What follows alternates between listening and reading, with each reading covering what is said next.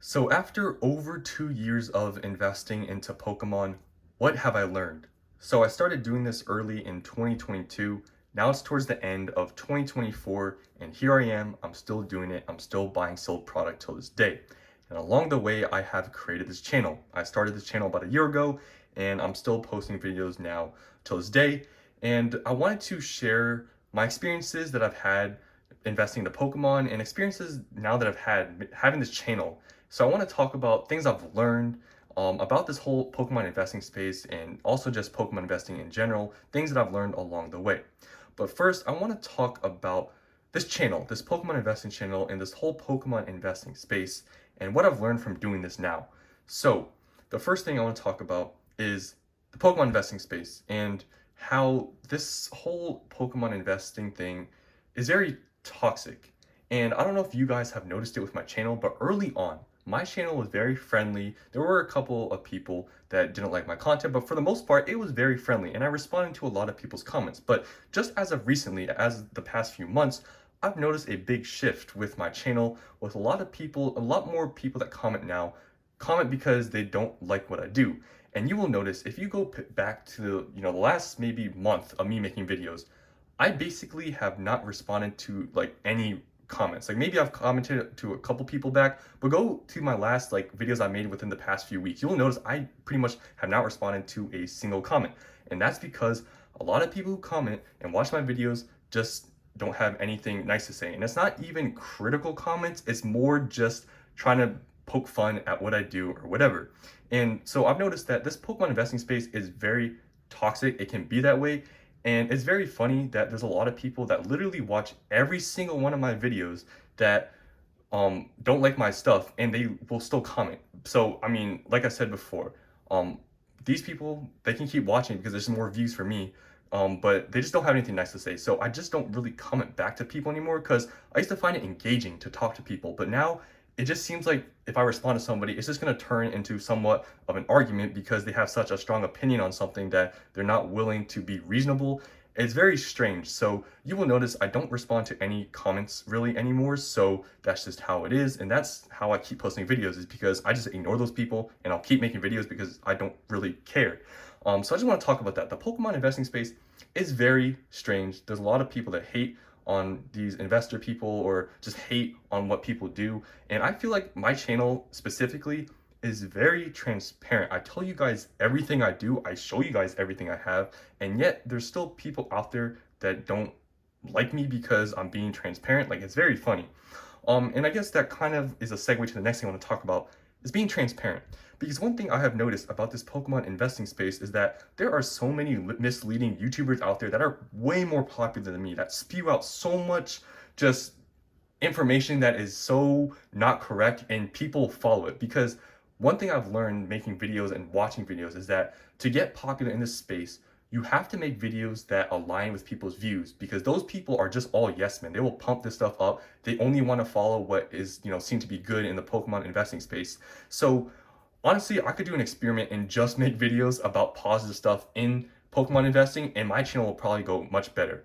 So I might start doing that. Who knows? Because a lot of people that are popular, that have 10,000, subscribers, 20,000 subscribers, all they do is talk about this card's gonna blow up, this product is gonna blow up, and you do not see their collection. They will just spew out all this stuff, and they don't show you anything they have. Like, I find it funny how people say these people are credible, and yet when they come to my channel where I show you guys the me doing what I do and all these other things, people all of a sudden don't like that. So I find it very funny.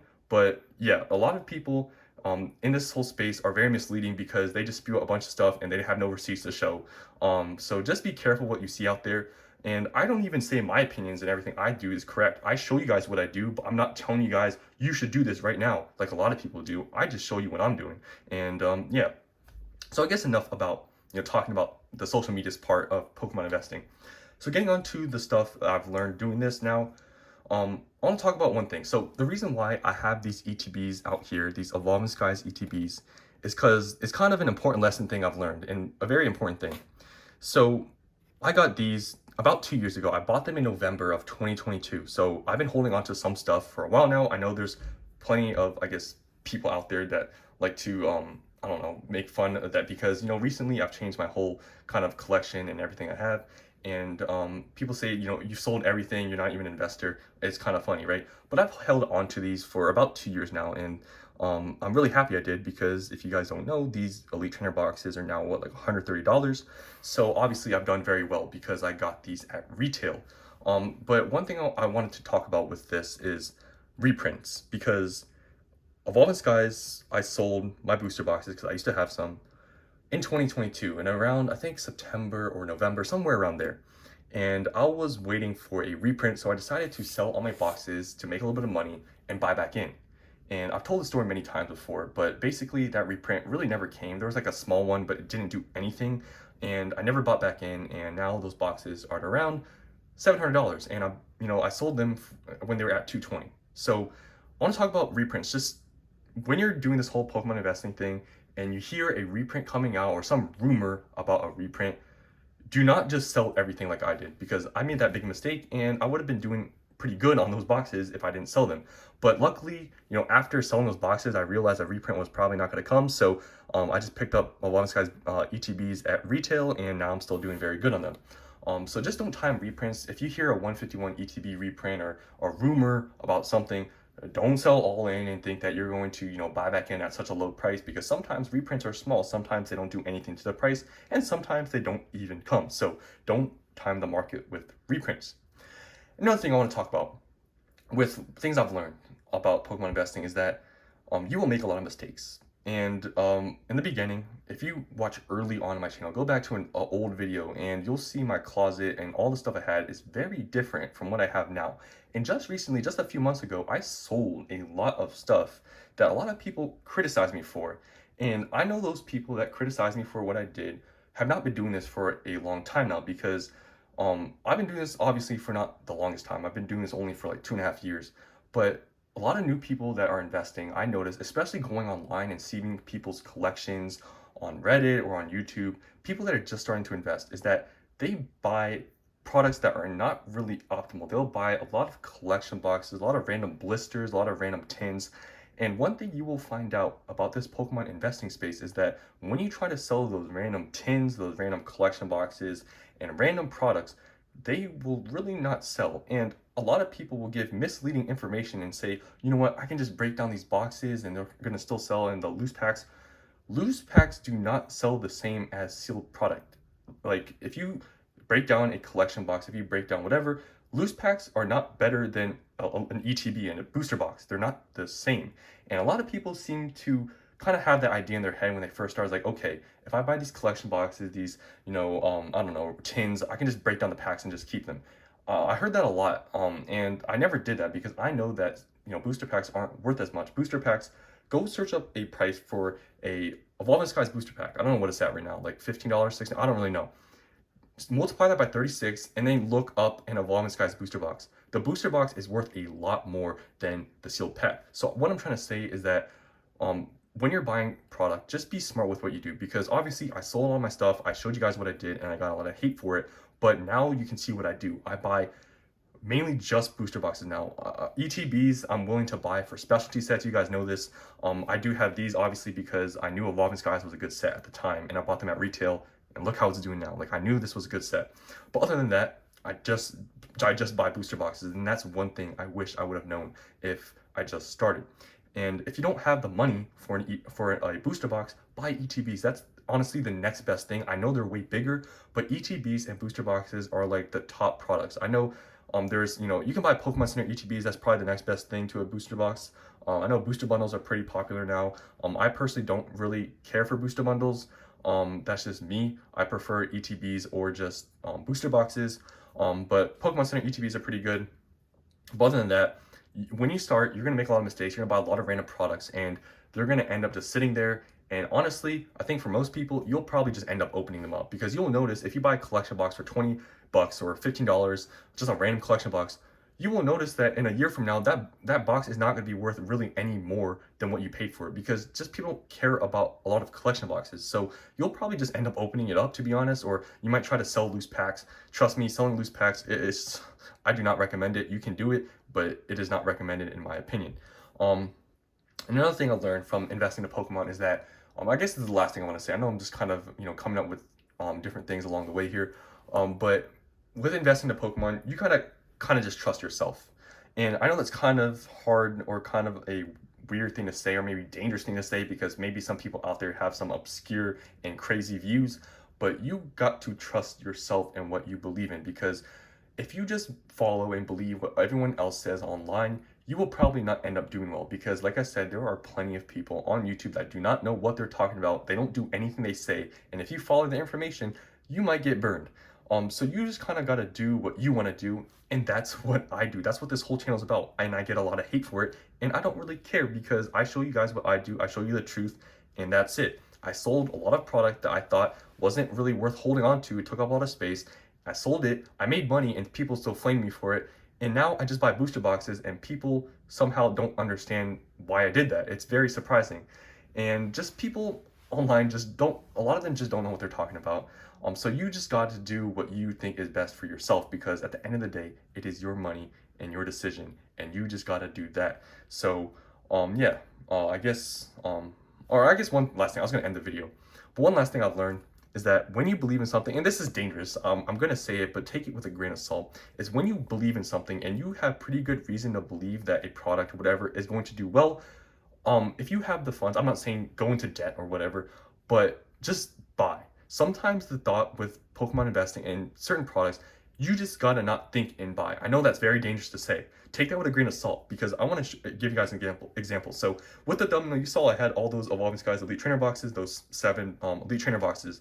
During this time, I did not have a lot of money. Now I know it probably wasn't the smartest thing to buy them if I didn't have a lot of money, because it's just Pokemon, and I know Pokemon, if I needed the money, I'd have to sell it, whatever. But at the time, I did not have that much money, but I decided to buy these ETBs because they were at Walmart, I believe. And I remember they were getting restocked at Walmart, so I would go to my Walmart like after school or whatever and just look at the card section, and I found some of these ETBs here, and I ended up purchasing it. And you know what? It's kind of funny, because I remember back then, I did not, like I said, I didn't have much money, so I was contemplating on buying these or not. But I knew Evolving Skies was such a great set. It was performing well, and these ETBs were under the market price. I think they were like $10, $15, $20 under market. So I knew I wanted to buy them, because I'm like, you know what? If I do have to sell them, at least I can probably just get my money back, because I'm buying at retail. But I was like, you know what? I gotta just stop thinking about, I don't have enough, like I had enough to buy it, but just I didn't have a lot. I'm like, you know what? I know this is a good product. I'm just gonna buy in. And I bought pretty much any time I saw an Evolving Skies ETB at Walmart, I bought it. There weren't many. That's why I only have like 7, and 2 of those came from Costco. But I just bought them, and look at how they're doing now. I bought these for like 40, 45 bucks. Now they're 120, 130. So sometimes with investing in a Pokemon, just don't overthink.